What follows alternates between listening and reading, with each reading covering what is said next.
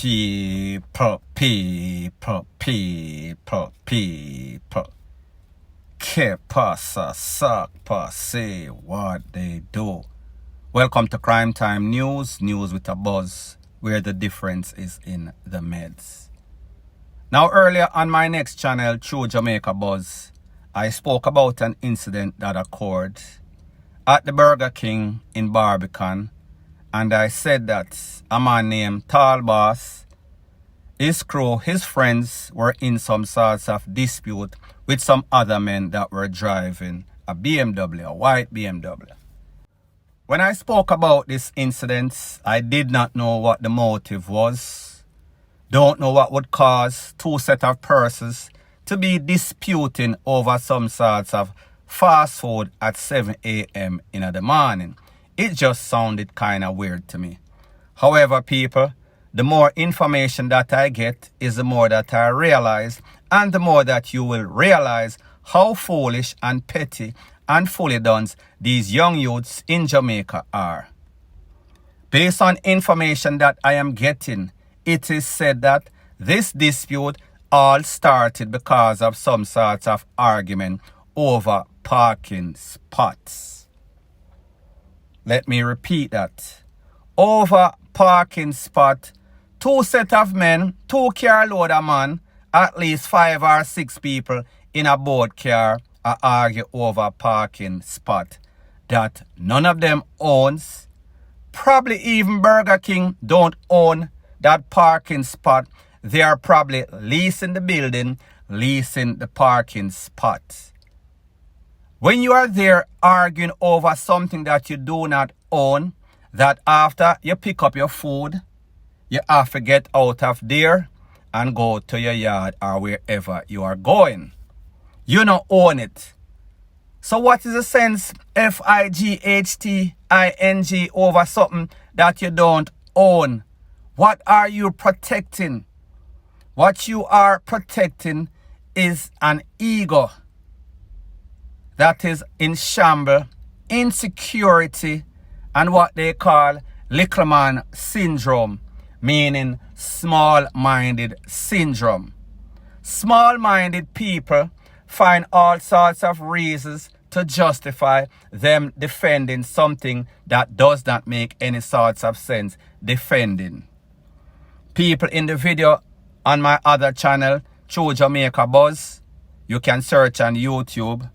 I gave you the details. I told you that Tall Boss and Fame Crew and a next youth named Kirk that lost his life during the melee. Kirk got juked up by his own brother. Can you imagine what that brother is thinking right now? If he could press rewind, reset, he would love to have his brother back, because at the end of the day, what did he gain? The only thing them gain is that them can say, yeah, we bad, we big, bad and bold. However, we lost a friend. So when you look at the risk reward and what they had to gain, all of this was about nothing, none at all. Some petty BS. At least 2 people me hear say get joke up. Me know say Kirk lose him life. He went to intensive care unit. However, he did not make it. He was pretty much DEAD on the spot. And next one, based on the information that I am getting, he is battling for his life. Cannot validate or verify me know about Kirk. So people, like me say, dunce people do dunce stuff. A lot of persons lose their life, and it could have easily been avoided if them just calm down themselves, if they just stop being so DAMN aggressive and violent. This would not have happened. It makes absolutely no sorts of sense. Point blank and period. Now the next thing that is popping in the news, it is factual that our JDF members, Jamaica Defence Force, and our JCF members, they are given basket to carry water. They are overworked and grossly underpaid. And this leads to all sorts of mistake I am speaking about an incident that occurred at a checkpoint where it is verified, validated that a member of the JDF, Jamaica Defence Force, was cornered up in the leg. According to the reports, this JDF soldier had one of those ready for fire, meaning that them have it pan cock just in case something pop off. You know that these checkpoints are in all sorts of volatile area. So therefore, if anything pop off, them can't bother to select, put one at the chamber, one at the head, and then click, pow. They want to make sure that they are ready. However, the problem is that these same people that have these ready for FIRE, them tired, them are lay down on the chair or sit down on the chair, them fall asleep, and in this case, too much pressure upon the trigger, pressure from the finger to the trigger, it dispense around, hitting the soldier in his leg. Needless to say, he was rushed to the place of recovery. He is now recouping. People, the problem is that these places, they are understaffed. These people are working long hours. These people are tired. Whenever you are tired, your brain, your body does not function like it is supposed to. There is no other sort of solution for rest other than rest. If you don't get enough rest, you're going to pass out. In this case, it causes this man to almost lose his life. Based on the information that I am hearing, when the people hear the loud EXPLOSION, they thought that they were being FIRED upon. You know, so everybody get bummy. Everybody has say, oh that, oh this, rete, lele, blah, blah, bling. So people, you and I know that the JCF, the JDF, they are reactive. They are not proactive. So sometimes it takes a sacrifice, and I am not saying that they are sacrificing this man directly. Me just say it takes something bad for them to move, for them to act and put the proper protocol. Make sure that these checkpoints are manned by persons that are not tired, that are not weary, because they will get hurt. They will end up losing their life. Point blank and period. Now, people, when I first saw the lineup of Sting, I said that this was a recipe for failure. This was a recipe for disaster. Based on a whole bunch of chop artists in a one confined place, something was going to break off. So said, so done. Based on the fact that Amari and Queenie, they were, if not the headline act, one of the headline acts. Zero talent between both of them. If you like gimmicks, if you like passa and mix up, well, that is what a whole lot of Jamaicans like. Then this would be your cup of tea. People are asking the question, should Heavy D and Leng, the promoters of these shows, be given a lifetime ban of ever promoting any sorts of show, especially Sting, on this planet, which is Earth, Jamaica to be specific. And people, based on just this one show, I would probably agree. In my estimation, Sting pretty much put its final nail in the coffin by the lineup, by the management, by the host. It was like when you stir up a mad ants with the performance, with the management of the stage, everything based on the principle of mix-up. That was exactly what we saw. Now, people are getting a backlash. People are being given constructive criticism. However, a lot of people are still in defense.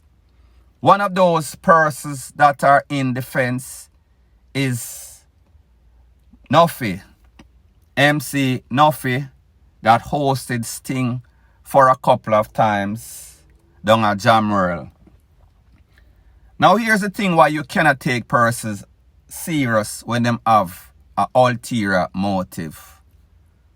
when they are a part of the promotional team, when they are pretty much a yes man, they are going to justify the action whether what we see is polar opposite to what they are saying. So therefore, their viewpoint is always delusional. It makes absolutely no sorts of sense. It is irrational. So we see say many artists, now I'm going to name them, come out and them say Sting was trash. And I understand that these artists themselves have ulterior motive. They are looking for self because they too would have accepted the deposit. Maybe they were not going to get the balance at the show. They too would have liked to be booked. Well, based on the lineup, I doubt it very much. But we had some decent people, or they had, not we. At the start of the show, it was not such a shamble at the start of the show. However, towards the end, we saw that it was very chaotic. Now, MC Nuffy came out and he's doing a PR campaign. He is doing damage control for Sting. And he's even planning Sting for next year. He is saying that instead of the lineup of about 50 people that they had this time, they are going to have 25 next time. So therefore, the time management or the stage management is going to be better. People, me say what happen, and we cannot declare anybody DEAD because of a mistake. However, when this mistake is so huge, maybe a lifetime ban is justifiable. However, that is not my decision. So anyways, them are going to reduce the amount of people. He defended the fact that artists are complaining that Leng owe them money and Leng give them a deposit, and when them forget the balance at the night of the performance, them not get it. Nuffy, you and I know that that is a fact. That is not a lie. So therefore, if you sign a contract with somebody and you give that person 50% or whatever the deposit was, and you did not pay them the balance, you violated, you breached the contract. So therefore, that person have all rights to call you a thief or a bad business person. It is factual. People are not responsible if your show is successful or not. Because if it gets very successful, you're not going to call that person and tell them, say, see some more money here. It is a risk reward like every other business. Promotion, the place can rain out, any little thing can kick off, natural disaster, anything can happen. That is a risk that you take as a promoter, high risk, high reward. However, you have to pay people whatever you and them decide upon their fee. He is also bashing other person, saying that they are belittling the show, saying that they are declaring Sting DEAD. And people, the truth and the fact is that this was the most disastrous show. Not only in Jamaica, you would have to search high and low all over the globe for find a promoter or a show or stage management that was on par or even worse than this. This was as bad as it gets. Now people, am I saying that Leng or Heavy D intentionally wanted to promote a flop show? No, I don't think that that was their intention. However, he who fails to prepare, prepares to fail. They intended to pull off a show by spending as little money as possible, by using as little talent as possible. So when we see persons coming out there being the PR people for Sting, and we don't hear from the people themselves, meaning Heavy D and Leng, that is who we need to hear from. That is the persons, or those are the persons that are supposed to be doing the damage control and explaining what went wrong, explaining what they are going to do in the next show if they are given a next opportunity. And mostly apologize to the people, make the people know how are you going to make it up. We know that we're not going to be, or they are not going to be reimbursed of their money because we know how Jamaica go. But I think the least that you can do as a promoter is do some sorts of damage control. Be a man, be very professional. However, when you leave it up to MC Nuffy, which is doing a haphazard job, to explain everything to the people, MC Nuffy is not the most eloquent person. MC Nuffy a come and he ma cuss out everybody. He ma send everybody up under them mother. And we understand say Ling and every day and the show get this up bad by any and everybody. Some people have ulterior motive. However, it is called constructive criticism. MC Nuffy I blame the blogger them. Blogger like myself spoke about it. I said before the show start, before the show end, this is going to be disastrous. The writing was already on the wall. This was not a recipe for success. This was a recipe for disaster. This was a scam. This was a sham. You cannot pay little money, pay some little clown artists, Amari and Queenie as your headline and thought that persons were going to fall for it. Yes, maybe if the lineup was decent, maybe if these scam artists or chop artists or trap artists had any sort of stage performance. I told you, these are studio artists. They did not sit down and learn the craft. These are artists that are scammers. Lottery scammers turn artists. They have zero professionalism about them. They don't know how to conduct themselves in a public, and even worse, the little worse man them, the fully done people that are in their entourage. If you carry every set of dance artists and put them in a confined space, what do you think was going to happen? If you put Queenie and Amari on stage, it seems as if them don't even remember the lines for their lame song, even if the song was popping. People love F-U-C-K-R-Y. It does not mean that it is good. The only reason why persons actually showed up is because Jamaicans love mix-up. Jamaicans love when people belittle themselves.